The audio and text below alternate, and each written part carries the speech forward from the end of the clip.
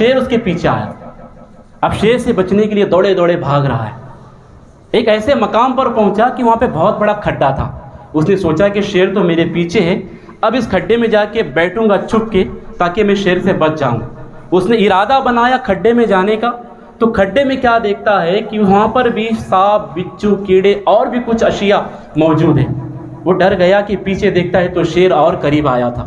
अब उसकी नज़र वहीं पे करीब में एक दरख्त था, उस पर पड़ी। अब वो दौड़े दौड़े उस दरख्त की ऊंची टहनी पे जाकर बैठ गया ताकि मैं महफूज रहूं शेर से। अब ऊंची टहनी पे जब वो बैठ गया तो नीचे शेर भी आकर पहुंच गया।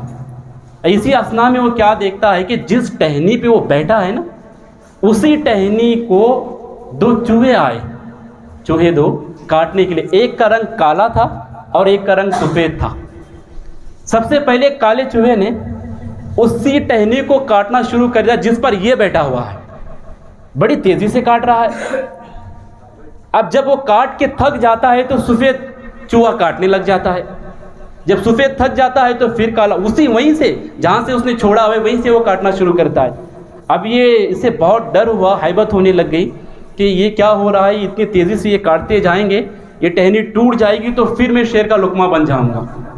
मगर इतने में क्या देखता है कि जिस टहनी पे वो बैठा है उसी टहनी के ऊपर एक शहद का छत्ता लगा हुआ है, शहद लगा हुआ है और उसमें से हल्की से शहद की धार निकल रही है।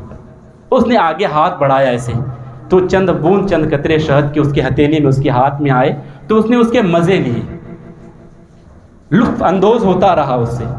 अब वो कहता है कि वो जैसे धार लग रही थी शहद की, मैं ऐसे हाथ बढ़ाता और मज़े लेता और मैं इतना डूब गया इस मज़े में कि मुझे यह ख्याल ही नहीं रहा कि जिस टहनी पे मैं बैठा हूँ उस टहनी को दो चूहे काट रहे हैं और जब ये टहनी टूटेगी तो मैं नीचे गिरूंगा, ये ख्याल ही नहीं रहा। बस मैं तो शहद के मज़े लेता रहा, खूब लुत्फ़ अंदोज़ होता रहा। अचानक हुआ ये कि वो टहनी टूट गई और मैं नीचे गिरा।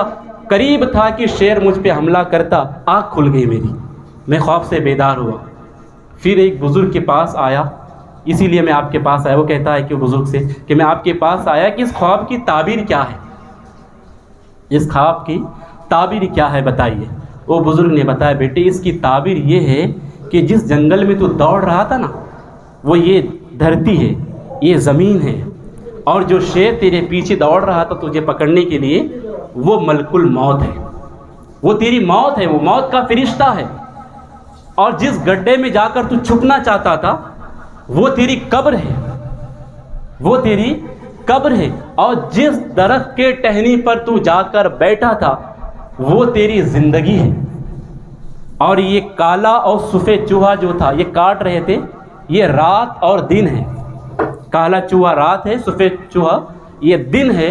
ये रात और दिन एक के बाद एक काट रहे हैं। अब तूने जो शहद का छत्ता देखा जिससे शहद की धार निकल रही थी, ये दुनिया है जिसके तू मज़े ले रहा है, जिसके रंगीनियों में तू खो चुका है। तुझे खबर ही नहीं है कि आगे क्या मेरे साथ होने वाला है।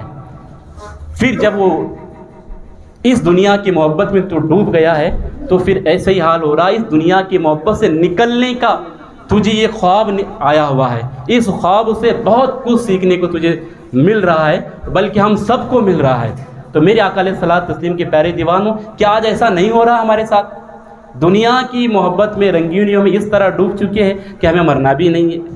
मेरे आका अलैहिस्सलातु तस्लीम के प्यारे दीवानों, इसीलिए सूरह असर में बताया जाता है कि बेशक इंसान ज़रूर खसारे में है, क्योंकि उसने जो लम्हे गुजार रहे अल्लाह की नाफरमानी करते हुए, गुनाह करते हुए, झूठ बोलते हुए, गीबत करते हुए, इससे हमें बचने की ज़रूरत है। अब सोचना ये है कि अल्लाह ने फरमाया ज़माने महबूब की कसम, बेशक इंसान खसारे में है, मालिक कोई बचा भी है खसारे से। तो आयत के अंदर आगे मौला फरमाता है, इल्लल्लज़ीना आमनू, मगर वो जो महबूब के दामन से वाबस्ता हो गया वो बच गया। इस आयत की तशरीह यही है। हमारे इमाम कहते हैं अल्लाह की सरताबा कदम शान है, वो इंसान ही इंसान, वो इंसान है ये। और कुरान तो ईमान बताता है इन्हें, और ईमान ये कहता है मेरी जान है ये। नबी पाक सल्लल्लाहु अलैहि वसल्लम से मोहब्बत, उल्फत, उनसे दीवानगी, उनसे प्यार, ये है कि ईमान नहीं बल्कि जान ईमान है नबी से मोहब्बत करना।